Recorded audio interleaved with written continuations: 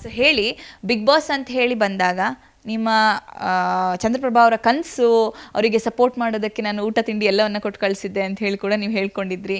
So ಅವ್ರು ಹೊರಗೆ ಬಂದಿದ್ದು ಎಷ್ಟು ಶಾಕಿಂಗ್, ಫೈನಲ್ ಕಂಟೆಸ್ಟೆಂಟ್ ಅಂತ ನಾವೆಲ್ಲರೂ ಕೂಡ ಅಂದ್ಕೊಂಡಿದ್ರು ಹೊರಗಡೆ ಆಡಿಯನ್ಸು. ನಿಮ್ಗೆ ಏನು ಅನಿಸ್ತು? ಖಂಡಿತವಾಗ್ಲೂ ಇದೊಂದು ಬೇಸರದ ಸಂಗತಿ ಇದೆ. ಸೊ ಎಲ್ಲರಿಗೂ ಆಸೆ ಇರುತ್ತಲ್ಲ, ಬಿಗ್ ಬಾಸ್ಗೆ ಹೋಗಬೇಕು, ಮನೆಯವ್ರಿಗೆ ಎಲ್ಲರದು ಒಂದು ಸಪೋರ್ಟ್ ಮಾಡಿ ನಾವು ಅವ್ರಿಗೆಲ್ಲ ಕಳಿಸಿದ್ವಿ. ಸೊ ಬಿಗ್ ಬಾಸ್ ಮನೆಯಿಂದ ಅವರು ಸಡನ್ಲಿ ಆ ಒಂದು ಜರ್ನಿನ ಮುಗಿಸಿ ಅವ್ರ ಮನೆಗೆ ಬರಬೇಕಾದ್ರೆ ಸೊ ತುಂಬ ಬೇಸರ ಆಯಿತು.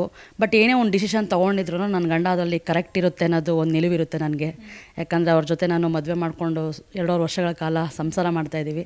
ಅವ್ರು ಯಾವುದೇ ಒಂದು ಡಿಸಿಷನ್ ತೊಗೊಂಡ್ರೆ ಅದಕ್ಕೊಂದು ಅರ್ಥಗರ್ಭಿತ ಅನ್ನೋದಿರುತ್ತೆ ಅಂತ ಹೇಳಿ ನನ್ನ ಒಪಿನಿಯನ್ ಆಗಿದೆ. ಯಾವ ಕಂಟೆಸ್ಟೆಂಟ್ ಚಂದ್ರಪ್ರಭಾ ಅವ್ರ ಜೊತೆ ನಡ್ಕೊಂಡಿದ್ದು ನಿಮಗೆ ಇಷ್ಟ ಆಗಿಲ್ಲ? ಈಗ ಪಾಸಿಟಿವ್ ನೆಗೆಟಿವ್ ಎರಡೂ ಇರುತ್ತೆ. ನಿಮಗೆ ಯಾರು ನಡ್ಕೊಂಡಿದ್ದು ಇಷ್ಟ ಆಗಿಲ್ಲ ಅವ್ರ ಜೊತೆ? ಸೊ ಆ ಥರ ಏನಿಲ್ಲ.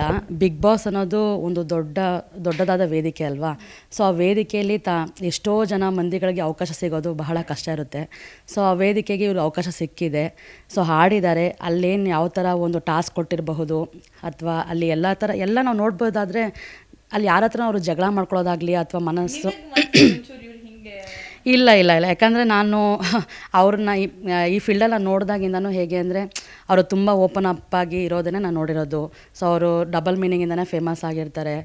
ಸೊ ಅದೆಲ್ಲ ನೋಡೋದ್ರಿಂದ ನನಗೆ ಅಲ್ಲಿ ಏನು ಕೊಡ್ತಾರೆ ಆ ಟಾಸ್ಕ್ಗಳಿಗೆ ಅವ್ರು ಸಿದ್ಧರಾಗಿರ್ತಾರೆ ಹೊರತು ಅಲ್ಲಿ ಯಾರ ಮೇಲೋ ಕೋಪ ಪಡೋ ಥರ ಅಥವಾ ಇನ್ನೊಂದು ಥರ ಮನಸ್ಸು ಬೇಜಾರಾಗೋ ಥರ ಅಂಥದ್ದೆಲ್ಲ ಏನೂ ಇರಲ್ಲ. ಜಸ್ಟ್ ನಾನು ಅದನ್ನು ಎಂಜಾಯ್ ಮಾಡಿದ್ದೀನಿ, ಅವ್ರ ಗೇಮ್ನ ಆಟ ಆಡೋದನ್ನು. ಸೊ ಬೇರೆ ನಿಮ್ಮ ಚಂದ್ರಪ್ರಭಾ ಅವರ ವಿರುದ್ಧ ಮಾತನಾಡಿದ್ದು ಅಥವಾ ಫೇಕಾಗಿ ಯಾರಾದರೂ ಆಡ್ತಾ ಇದ್ದಾರೆ ಅಂತ ಹೇಳಿ ಅನಿಸಿದ್ದಿದೆಯಾ ನಿಮಗೆ? ಅದೇ ಮೇಡಮ್ ಹೇಳ್ದಂಗೆ ಗೇಮು ಅಂತ ಬಂದಮೇಲೆ ಅಲ್ಲಿ ಇವ್ರ ಥರನೇ ಒಂದು 20 ಜನ ಕಂಟೆಸ್ಟೆಂಟ್ಗಳಿದ್ದಾಗ ಒಬ್ಬೊಬ್ರದ್ದು ಅಭಿಪ್ರಾಯಗಳು ತರಾವರಿ ಇರ್ತವೆ.